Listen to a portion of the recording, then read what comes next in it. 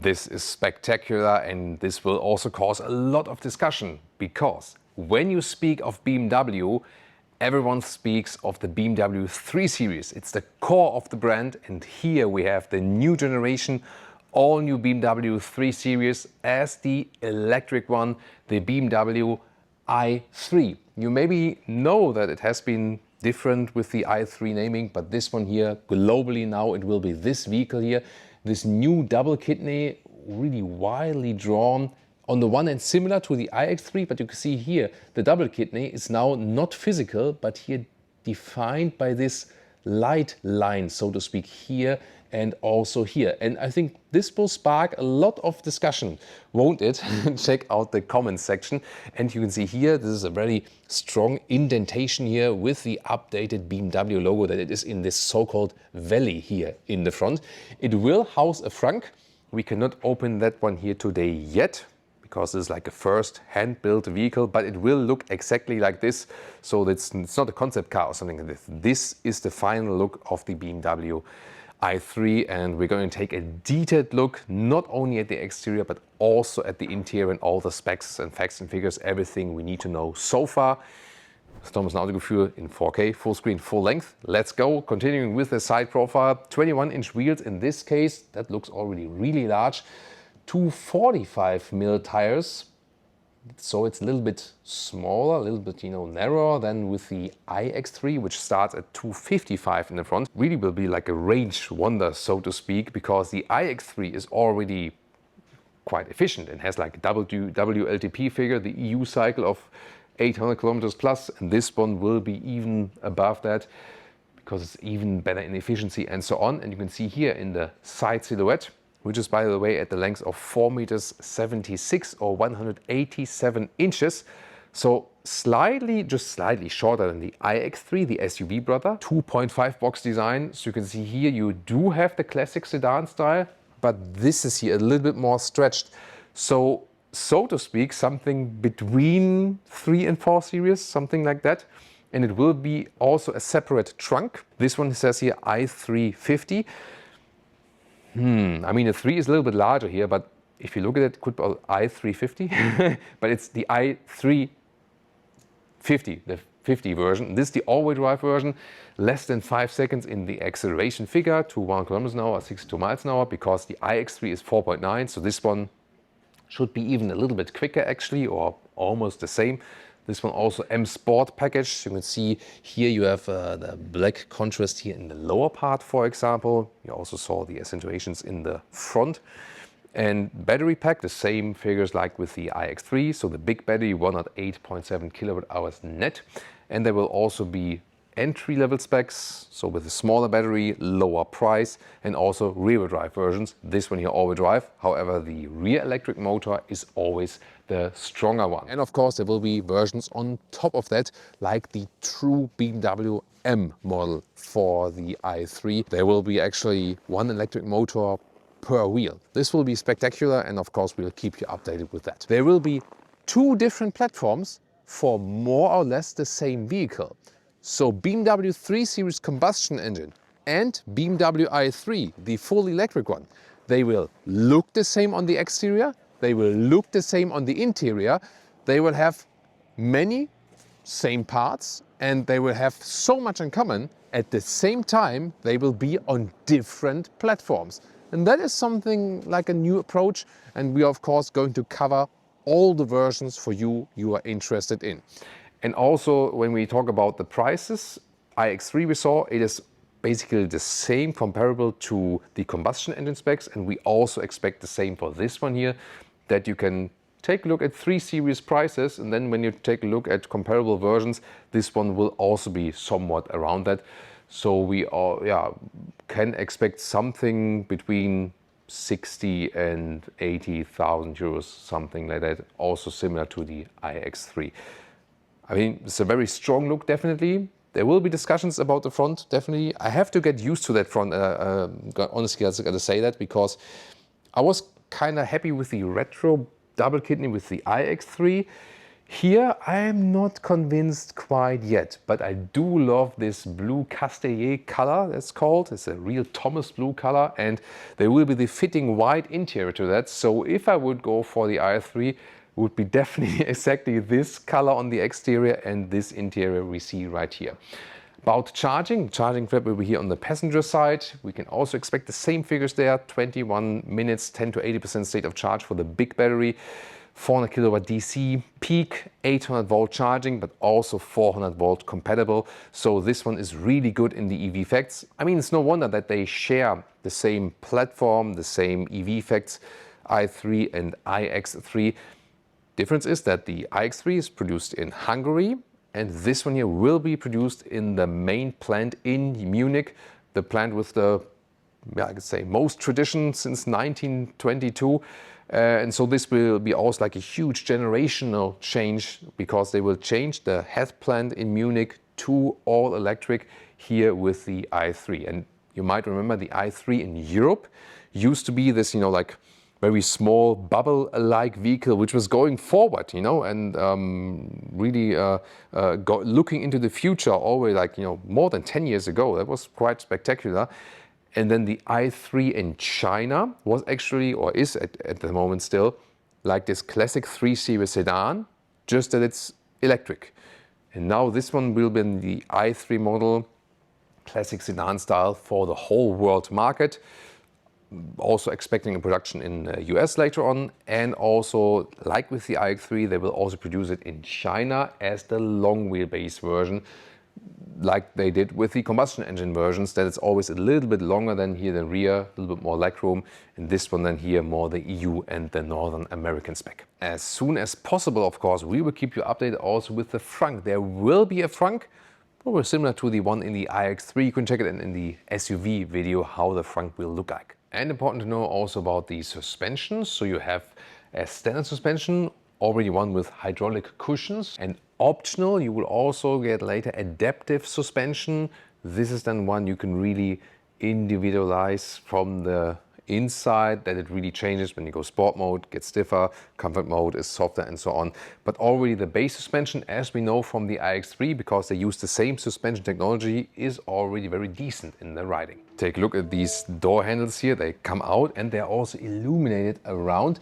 I'm more a fan of classic door handles, and they will come back. As I explained in the iX3 video, it's a thing like the demands from the Chinese market. They first asked for this, then manufacturers had to adapt. Now the Chinese market says these will be forbidden, so everyone will go back to the classic ones. Yeah, that's sometimes the case. It's complicated. Here, by the way, no frames in the lower part here. That makes more like a clean paint design, so to speak. And then let's take a look at the interior. First of all, inside of the doors. This is new. In the iX3, they had more of like fabric inserts. Here we have a nice leatherette insert, also soft touch. You can get it here in the bright style, but also darker, how you prefer. I think it looks pretty cool. Here also soft touch. Here for the elbow. This could be a little bit softer. We have to see how it is in the final production version. This is the manual seat, the easy exit seat control. And then here also galvanization here for the window levers, for example. The only thing I'm still missing is here, I would like to have some fabric at the inside of the doors. Then here, M Sport package. Then we also have the entry sill badge. New is here that we have some leatherette with ambient lighting behind for the i3.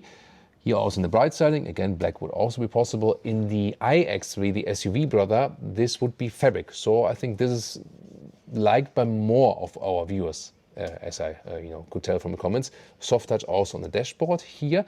And then you have this white steering wheel. In this case here, don't have to go for that. Also black one available. And here the logic is there's a base steering wheel with smaller spokes. There's this sportier steering wheel. Vertical spokes as well, but wider. And then there's also will be the M Sport steering wheel with spokes here, and which is also completely round. So there will be different versions and materials, all animal free at the steering wheel and also at the seats. Veganza, and is really high class, and also convincing those who are skeptic about these materials, because it's super soft. It's passively breathable here with this perforation, for example. Also soft here in this critical sit bone area, for example, and the material feels extremely soft and is also at least as durable. That's what the testing shows. And here the bright styling, I love it, especially in the combination with the blue exterior, but there will be different styles available. European market will probably also get the fabric seats as base, and then you can also get some Alcantara inserts here, and they will also offer the M Sport seat, we also know from the iX3, so that there's something for every preference. Now it gets critical, because this is not the SUV, and of course, there's the battery in the lower floor, so different seating positions. So the legs are more like horizontal. In the SUV, you sit more upright. The seat is the same, also the ergonomics of the seat, but how the legs are oriented in the car, this is different. And also here, the headroom to the glass roof, this is actually no problem. Here to the side, it gets closer. So you see, I have more room in the iX3, still because the seat is so excellent in the comfort. It's still a very good ergonomic and comfortable seating position here in the front. So I like that. And one thing I do criticize, not everyone is happy with the steering wheel design. It looks for some too futuristic. But as I said, the material feels extremely soft and elaborated. Here also the grip for the thumbs, this is very good. You have a great grip and you teach people to drive 3 o'clock, 9 o'clock position. That's a good thing. Hashtag capacitive BS, however, the buttons here, I don't like the buttons really. You do have plus, minus and so on. At least they're illuminated. You don't really miss them.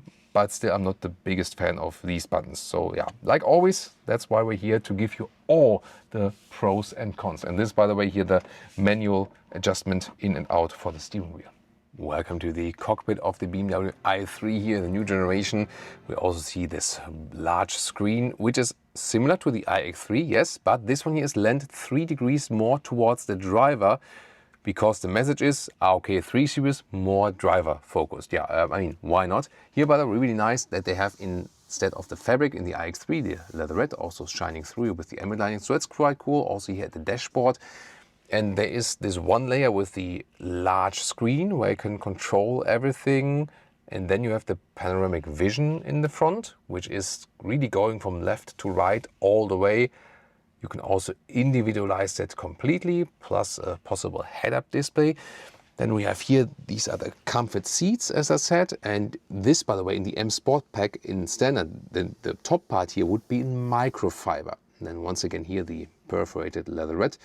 And in the M Sport seat, you would have microfiber here on the outsides each. And this lower area is a little bit tighter. And these bolts, you can also adjust in both seats, actually. So that is also possible. And the head restraints are also adjustable in both seat versions. It will be very interesting to take a look at that in the configurator, definitely. It is always a question needed, does the screen need to be like in this very shape? But they want to have something really unique when people look at it, say, okay, this is like the new BMW electric platform. At least this one they definitely achieved. Gotta discuss about the form of the steering wheel. I'm not the biggest fan visually, I have to say. Maybe I would even go with the base steering wheel. A lot will go with the M Sport because it's like rounder and also has the spokes right here. And then here, there's like the middle air vents. You control them from the menu, and then down in the bottom you have the new inductive charging pad. This is like the magnetic holder that really sticks into its place, ventilated all the way around, right side not for charging, and here adaptive cup holders. This is to put in the gears, back for drive, front for reverse. Here you still have a manual volume jog as well. And here for your elbow, I'm not sure if that's the final thing. I think it should be a little bit softer here on the top part. And you can also lift that up. And then you have 2 USB-C chargers right there. Some rubber pad in the lower part. 12-volt charger and power supply here. You know, in the iX3, you had the 2 USB-C sockets there on the top next to the inductive charging pad. What is better is up for discussion. If you put your smartphones here and connect them with the cable, which I usually recommend, it's at least like hidden and you have like a very clean atmosphere here. So what is the main difference to the iX3? Basically the seating position, because here like your legs are more horizontal. Again, seat ergonomics the same, but of course the iX3 you have this more upright seating position, so it would be more comfortable to me, especially if you're a little bit taller. When you don't have very long legs, it might not be the biggest difference. And of course, we are also going to talk about the difference to the Mercedes CLA, which has the same problem, so to speak, because the battery is in the lower floor, you know, and then the floor gets higher. Here, the main difference is that the seats themselves, the seat ergonomics is better than with Mercedes. And this makes, especially in the sedan segment here, a huge difference. But then again, also the CLA has some unique things, which you can also check out later. If you have finished this review, we of course already drove the CLA, and you can also compare that later on if you're really interested. And then here the driver POV. Once again, as I said, the M Sport steering wheel would be a little bit more rounder than in the top and also in the bottom part, if you prefer that. Then here, far focus to the panoramic vision. And this is here the optional head-up display. So this will be then projected into the windscreen. So you can easily go without the head-up display here, but you could also pick one. And here then either all the information on the panoramic vision, or you can also leave the right and the middle part completely blank. So yeah, like you prefer. This screen here is not in the active mode at the moment, but you can see the temperature control is on the here, like easy to access, like when you switch from the steering wheel to the climate control. I do prefer physical dials, but this is at least easy accessible. On the left side, you can deactivate the speed chime and also the lane keeping assist. So this is like a easy access to these functions you might want to use. And more, if you want to see more about the infotainment system, we have always shown it in our iX3 review. Here, by the way, you can see a little bit of the ambient lighting shining through here. And yeah, I do prefer the leatherette dashboard solution here in comparison to the fabric use in the iX3. Now it gets really exciting, because you knew from the Mercedes CLA, they always have the problem in the electric sedans that the floor is kind of high, and then there's not so much room for legs, for headroom, and so on and so on. But first start with the inside of the doors. Also at the rear here with the leatherette surface, really nice in the structure here as well. By the way, the door handles here, they are electric, yes, but if you would pull them further, that's also the failsafe, the manual failsafe, which is a great idea, because always when manufacturers do it that way, that the electric button and the manual failsafe is at a different direction. In case of an emergency, you might not find it. But here you know, it's that place, and it will be the same place should there be the unrealistic case that it fails. And if it happens, it's still the same place. A lot of space here actually here for the inside of the doors. Once again, I would wish some fabric there. Maybe my wishes will be heard until further development. I hope so. And then the same cool design with the white Veganza here in the rear, also very plush. Once again, also the sit bone area here, the Isofix, they're hidden behind that. It's a nice cover. As for that, you can also adjust the angle of the seats to have like more a cargo position, or then here leant back all the way. And now it gets even more exciting. Oh, by the way, here in the lower part, USB-C charging, and also the separate climate unit in the rear. So we have an even floor, yes, but the SUV always has the advantage that it builds higher. And here for my feet, I would need to put the seat a little bit higher, that my feet could fit a little bit better under the seat. So that would be one thing definitely. And then we do have the same problem like in the, yeah, Leah is already making fun of me and she can, and you can as well, you know. Because here, like my feet are quite high, and then I have this strange angle here. So it's the same problem like we have in the Mercedes CLA. Yeah, the only Porsche solved that in the Taycan, building these foot garages into the battery housing. But that's so complicated, and you also waste then space for the space of the battery. So it's pro and con definitely. As for the length here for the legroom, I mean, it still works for toy adults, yes. And I think for me the solution would be if the driver in the front maybe would raise the seat a little bit. I could put my feet under there a little bit better, and then I could maybe also fit into this recess here. But there, of course, the SUV building style from the iX3 has an advantage. Then to this fixed glass roof, there's still some headroom left. Yeah, I wouldn't move too far to the side here. I think that's still okay. Not too much, but still works. There will also, as the base version, be a version available with a just fixed roof without the glass roof. And here the glass roof itself, it has like a UV protection layer and also a heat reduction layer that is inbuilt in this one. It cannot change the color or something like that. It will always be like this. And if you live like in one of the hottest states, then probably just go with a fixed roof, because even with the protection layers, it will still always be a little bit hotter here on the inside. So the thing is, limit due to the battery in the lower floor and like how my legs are in the vehicle, but the seating itself from the ergonomics and the materials, once again, is really nice, and also when you lean back and so on. And you remember maybe our recent snow episode where we could already drive the BMW i3. If you haven't seen this one, you should also tune in at the end of this episode here. And with this prototype vehicle we've been driving at that point, we can also show you the trunk, because this final design model didn't have a finalized trunk yet. This one is still also a prototype, but here we could also take the measurements for you. And very important, here is a separate trunk, like a normal sedan. And here, there's still space above the trolley when we put it in vertically.